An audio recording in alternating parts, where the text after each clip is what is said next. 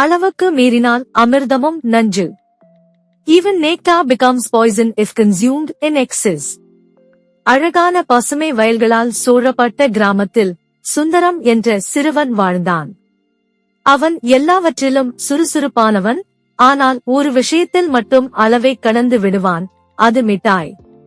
சிறுவனின் மிட்டாய் பற்றுள்ள பாசத்தை தெரிந்திருந்த அவரது அப்பா ஒரு நாள் ஒரு பெரிய கண்ணாடி பாட்டிலில் நிறைய மிட்டாய்களை கொண்டு வந்து கொடுத்தார். சுந்தரத்தின் கண்கள் பொலிவுடன் ஜொலித்தது. இன்று ஒரு திருவிழா மாதிரி என்று நினைத்து அவன் காலை முதல் இரவு வரை தொடர்ந்து மிட்டாய் சாப்பிட்டான். தொடர்ந்து மிட்டாய் உண்டதற்கு பிறகு அவனுக்கு மாலை நேரத்தில் திடீரென வயிற்று வலி ஏற்பட்டது. முகம் விரிய, பார்வை மங்கியது.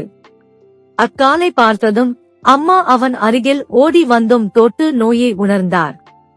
மிக அதிகமாக சாப்பிட்டிட்டே என்ற கவலையுடன் அவர் சொன்னாள். அடுத்த நாள் குணமடைந்த பிறகு சுந்தரம் பாட்டிலுக்குள் பார்த்து, இனிமேல் ஒரு நாளுக்கு ஒரு மிட்டாய்தான் என்று தீர்மானித்தான்.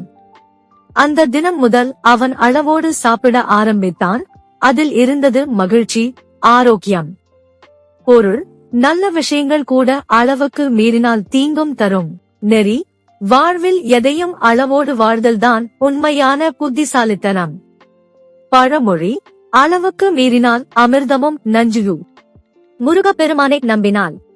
சேனலை லைக் செய்யவும், உங்கள் எண்ணங்களை கமெண்ட் செய்யவும், வீடியோவை பகிரவும் மற்றும் சேனலுக்கு குழு சேரவும்.